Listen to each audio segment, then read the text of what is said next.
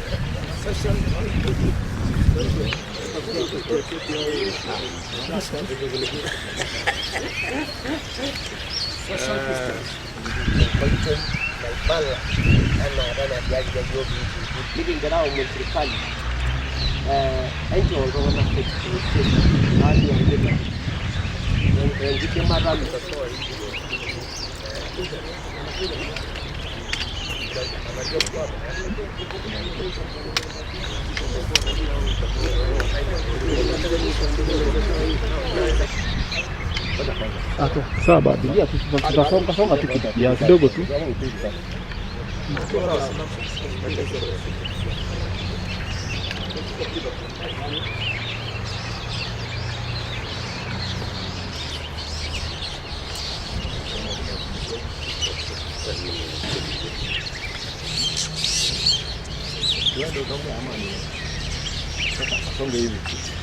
I'll give you a copy also of what we have said. Welcome, Reverend Supeo, for prayer. Mungu Mwana na Roho Mtakatifu, tunaendelea kukushukuru Baba yetu na vile ambavyo umeendelea kusaidia kiongozi wetu wa nchi. Mkono wako umehusika. Tunakuomba Mungu, mkono wako huo wa nguvu, mkono wako wa heri ukaendelea kuwasaidia, hata kwa sababu ya kanisa lako linapoendelea kuomba kukulilia. Ninajua wengi and intimidation of pastors. Despite strict adherence to the well laid down directives and regulations by the Ministry of Health, the police within Narok Township continue to harass, intimidate, and unlawfully arrest pastors, especially during the live streaming of church services. We unfortunately note that it's only in Narok Township in the Republic of Kenya where online church services are being disrupted by the police. We call on the government to come out clearly and explain to us why we are being discriminated and harassed by the police here in Narok. It is within our knowledge that recently the government through the Ministry of Interior directed the Inspector General of Police to inform all the police, inclusive of those in Narok, not to arrest the members of the clergy, but instead they should be facilitating the live streaming of church services. Facilitating does not whatsoever means intimidations or harassment. Even in instances where it is apparent that the laid down regulations have been observed, the police continue to intimidate and harass us. Police here in Narok, by manning the churches, continue to depict them as crime scenes, while obvious of the government directives. For all intents and purposes, we wish to inform the government that pastors are responsible leaders, men of integrity, servants of the Most High God who honor their call. Number 2, hunger.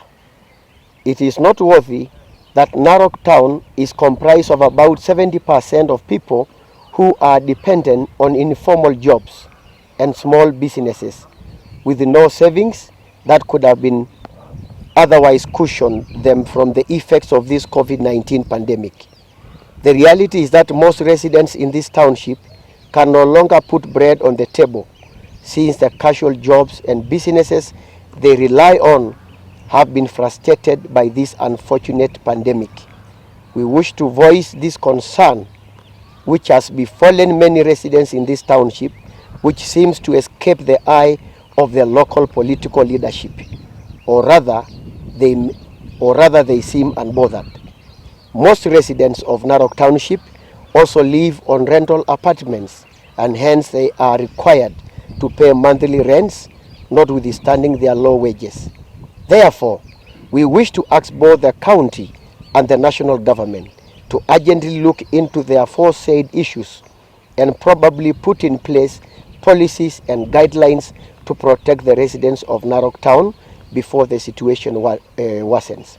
As a church, we have done our best to assist those who are who are not able to feed themselves by giving them food. Reopening of place of worship.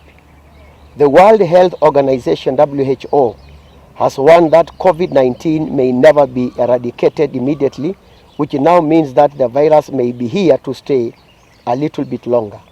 We appreciate the government for putting in place a task force to advise and to plan on the reopening of schools and tertiary institutions. However, we are concerned that no such mechanism or structures have been put in place towards reopening of churches. The importance and the role played by the churches in the society cannot be overstated. It is indeed an essential service in any society.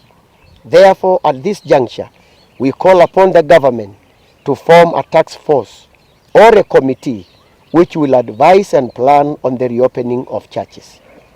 In conclusion, we wish to pledge our continual support to the government as we've always done. But on the other hand, we call upon the government to always listen, honor, and work with the church for us to have a prosperous nation. Thank you.